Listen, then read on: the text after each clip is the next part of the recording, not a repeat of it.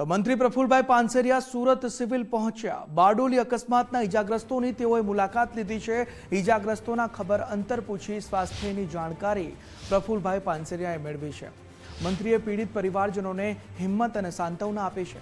તબીબો ઈજાગ્રસ્તોને શ્રેષ્ઠ સારવાર આપી રહ્યા છે। તમામ જરૂરી સુવિધાઓ આપવા હોસ્પિટલ તંત્રને સૂચના પણ પ્રફુલભાઈ દ્વારા આપવામાં આવી છે અને તેઓએ કહ્યું છે કે આ મુશ્કેલ સમયમાં હું પરિવારોની સાથે છું। ઈજાગ્રસ્તો ઝડપથી સાજા થાય તેવી ભગવાનને પ્રાર્થના પ્રફુલભાઈ પાનસેરિયાએ ઈજાગ્રસ્તોની મુલાકાત કરી છે। ખબર અંતર પૂછ્યા છે। જે બારડોલી અકસ્માતમાં ઈજા પામ્યા હતા તે તમામની મુલાકાત પ્રફુલભાઈએ કરી છે।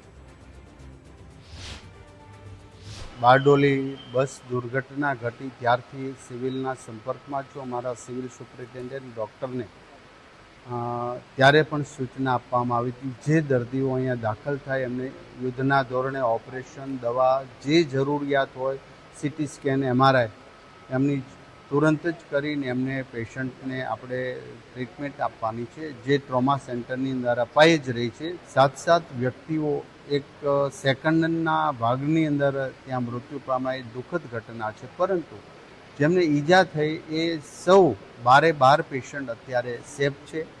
કોઈને બીજો કોઈ પણ પ્રકારનો પ્રોબ્લેમ નથી। એમને ઓપરેશનની જરૂર હતી, એમને ઓપરેશન થઈ ચૂક્યા છે। બાકી જે મેડિકલ ભાષામાં 2 દિવસ પછી કે 4 દિવસ ઓપરેશન કરવાના હોય એ પણ થઈ જશે। એક પેશન્ટને પ્લાસ્ટિક સર્જરીની પણ જરૂર છે, એ પણ અહીંયા થઈ જશે। તમામ પેશન્ટના સગાવાલા મહારાષ્ટ્ર અને ગુજરાતમાં જ્યાં રહેતા હોય બધા જ અહીંયા આવી ચૂક્યા છે।